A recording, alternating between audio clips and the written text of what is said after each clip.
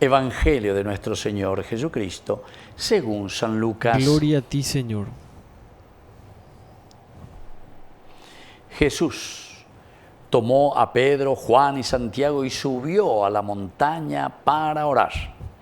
Mientras oraba, su rostro cambió de aspecto y sus vestiduras se volvieron de una blancura deslumbrante. Y dos hombres conversaban con él, eran Moisés y Elías, que aparecían revestidos de gloria y hablaban de la partida de Jesús que iba a cumplirse en Jerusalén. Pedro y sus compañeros tenían mucho sueño, pero permanecieron despiertos y vieron la gloria de Jesús y a los dos hombres que estaban con él. Mientras estos se alejaban, Pedro dijo a Jesús: Maestro, qué bien estamos aquí, hagamos 3 carpas, una para ti, otra para Moisés y otra para Elías. Él no sabía lo que decía. Mientras hablaba, una nube los cubrió con su sombra y al entrar en ella, los discípulos se llenaron de temor. Después, desde la nube, se oyó entonces una voz que decía: Este es mi Hijo elegido, escúchenlo. Y cuando se oyó la voz, Jesús estaba solo.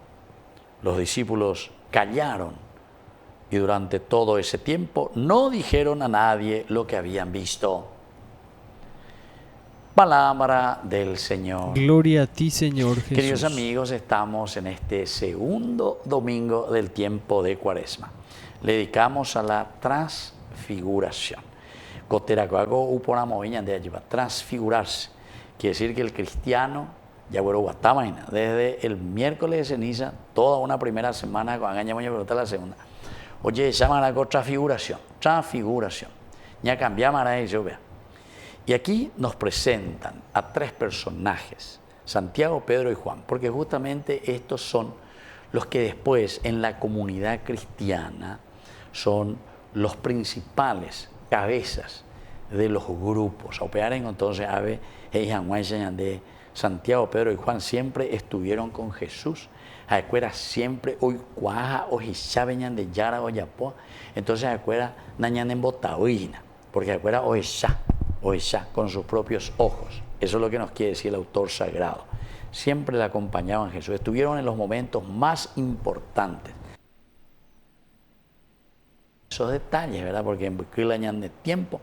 Pero para entender que Santiago, Pedro y Juan son llevados por Jesús. ¿Y a dónde los lleva? A la montaña para orar. Subir a la montaña, el encuentro con Dios. Entonces, para ser transfigurados, para cambiar nuestro rostro, porque después enseguida va a decir, en la montaña es el lugar donde se encuentra Dios. Upebe mante y catuta lleva ñande.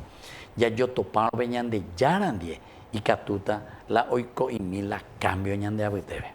O si no, queridos hermanos, seguiremos siempre como los más corruptos, etcétera, etcétera.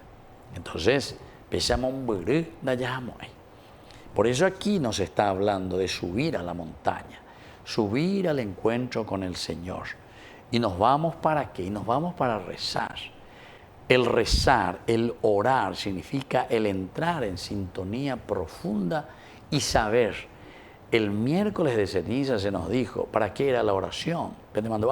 La oración era para sensibilizarnos, saber cuál es la voluntad de Dios, qué es lo que Dios nos pide. Y entonces le haya repetido una fórmula o lo que sea, tal cosa. No es magia la religión, sino que es sensibilizarnos y saber qué es lo que Dios en todo caso me pide a mí. Sensibilidad. En qué situación nos encontramos. Porque hay algunos, ¿saben qué? Que ni se dan cuenta que estamos inmersos en una gran corrupción. Porque les va bien a ellos, pues entonces no me moleste mosquito. Entonces el Señor nos pide en primer lugar hoy que subamos a la montaña para orar, para sensibilizarnos y entender cuál es la realidad de nuestro pueblo, de nuestra gente, de nuestra realidad en medio de la comunidad. Mientras oraba, ahí está, queridos hermanos, mientras oraba, cuando estamos en profunda oración, es decir, entramos en esa sensibilidad profunda, su rostro cambió de aspecto y sus vestiduras se volvieron de una blancura deslumbrante. Solamente en ese descubrir, entender, saber lo que sucede, es ahí donde nosotros podemos entender, queridos hermanos, cuál es la voluntad de Dios, qué es el querer de Dios. Eso quiere decir, ¿verdad? El cambiar el aspecto, el mirar, el ver, darnos cuenta, cambiamos totalmente. Y después aparecen dos personas aquí conversando con Jesús, Moisés y Elías.